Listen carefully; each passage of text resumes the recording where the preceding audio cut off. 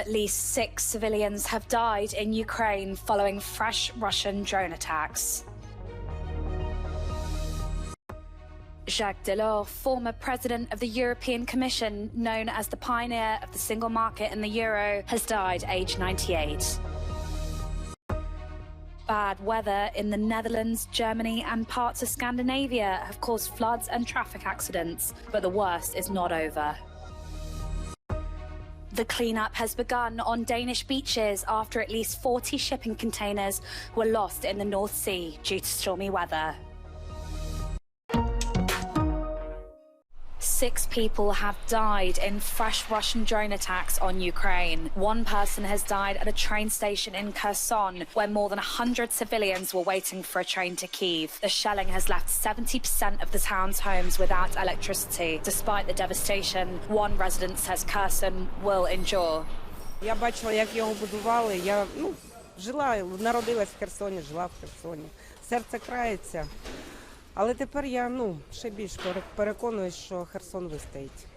От саме після таких ударів сильних, потужних, після яких хочеться спочатку плакати, а потім береш себе в руки і знаєш точно, що ми вистоїмо. Приберемо все, потім позашивають вікна, вокзал, я думаю, і далі буде функціонувати.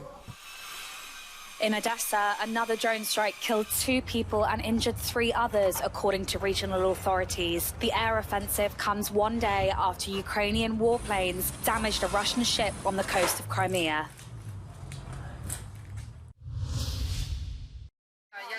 In a war with no end in sight, it is still possible to bring Christmas joy to the Ukrainian front line.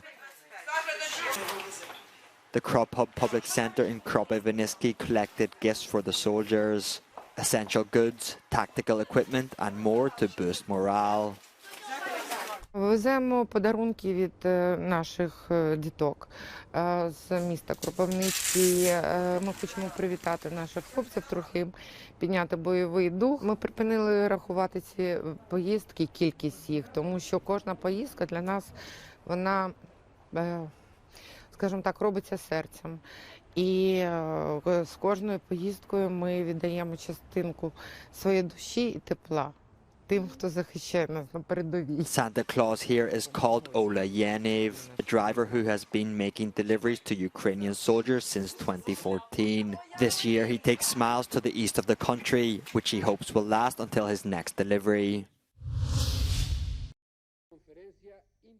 Jacques Delors, former president of the European Commission, has died at the age of 98. Delors laid the foundations for the modern European Union by creating the single market that made the free movement of people, capital, goods and services possible. He also headed the so-called Delors Committee, which proposed the creation of the euro. Delors served as France's Minister of Finance from 1981 to 1984. He declined to run in the 1995 French presidential election, which was eventually won by Jacques Chirac.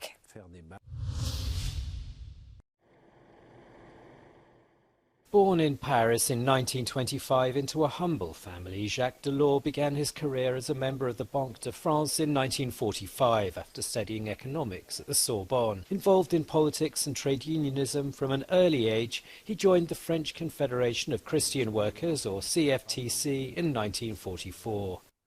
At the age of 54, Delors was elected a member of the European Parliament in 1979.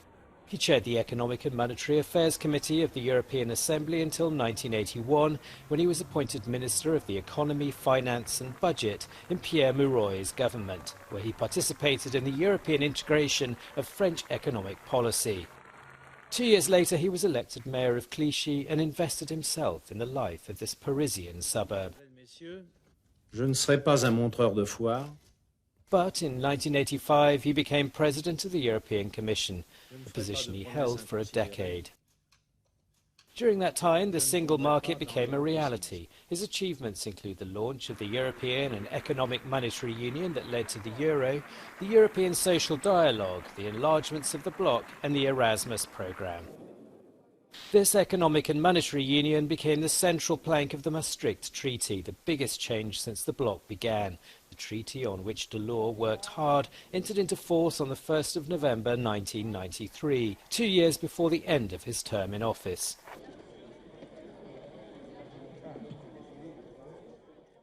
He then tried to return to French politics, but finally withdrew his candidacy for the 1995 elections. He lacked sufficient support and did not want to interfere with his daughter's career, French socialist politician Martine Aubry. After the death of his wife in 2020, Delors relied on his daughter, with whom he was close.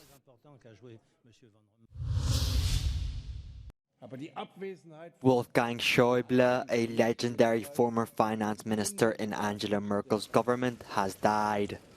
The important figure in German politics passed away at the age of 81 on Tuesday evening. One of the architects of the country's reunification, as the former German Chancellor called him, had been paraplegic since 1990 after being shot. He was appointed as finance minister just before Greece's ballooning budget, earning him both praise and condemnation.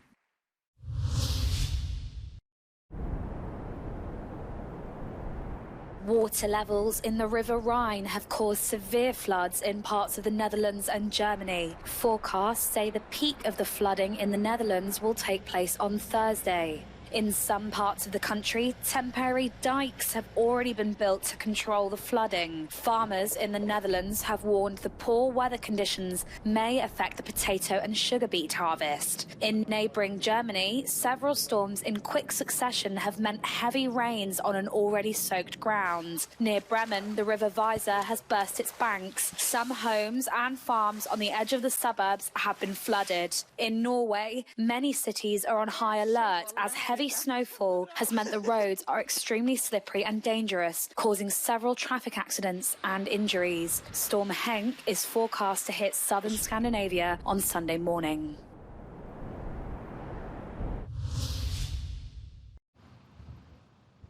The cleanup has begun on Danish beaches after dozens of containers were lost at sea due to stormy weather. A Maersk ship lost 46 containers off the northern Jutland coast just before Christmas, whilst en route from Bremerhaven to Gdansk. Now, everything from fridges, needles and shoes are adrift at sea. Maersk said containers were lost due to rough weather.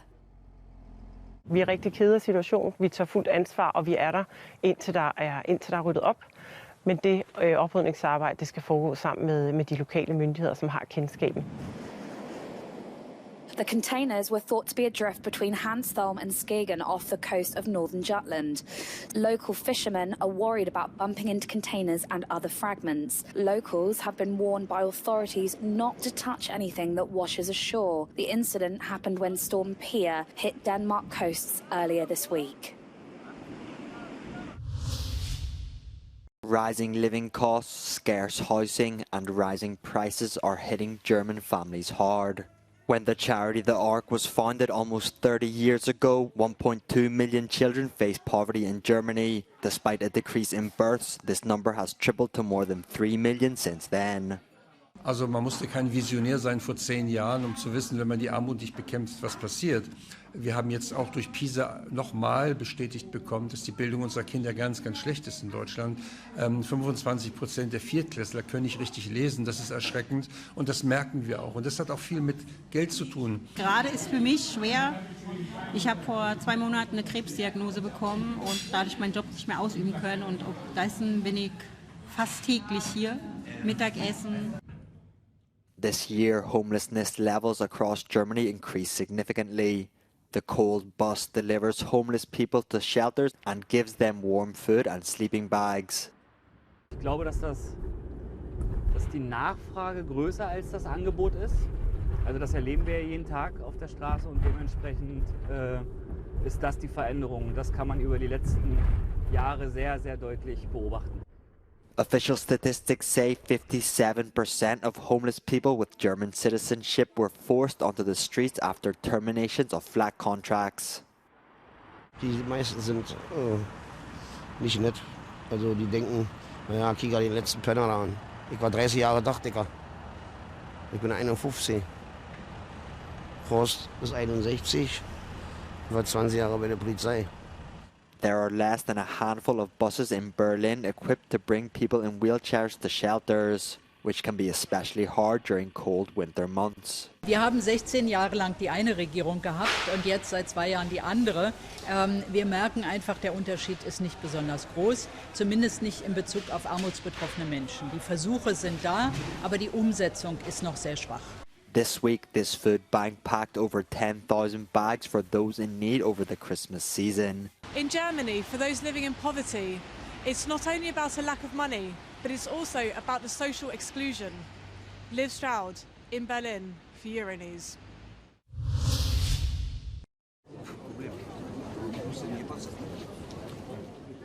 Having served as the star of the show over Christmas, come January, our trees often become rubbish that is difficult to get rid of. It could be said that not enough thought is given as to how to be sustainable at Christmas. Even before the Christmas period, there is a waste problem. In Romania, unsold Christmas trees are often just left on the street. În zona asta, la 100 de lei, și seara 80 de lei. Pe nu, domnule, ieftinește, îl dai cu 50 de lei și ai vânzare. N-au spiritul lui comercianți. But there are environmentally friendly solutions for your tree. If you bought it in a pot, you can replant it. Or, when recycled, the mulch and compost material produced from the trees can be used in parks, gardens and common areas. Nu îi interesează pe nimeni de partea de sustenabilitate, de ce se aruncă, pentru că omul la final, pe 25 decembrie, strânge brazii sau îi lasă aici și pleacă cu banii pe care i-a făcut. If you can't compost at home, trees and all their needles can be placed in a biodegradable bag and dropped off at local waste disposal centres.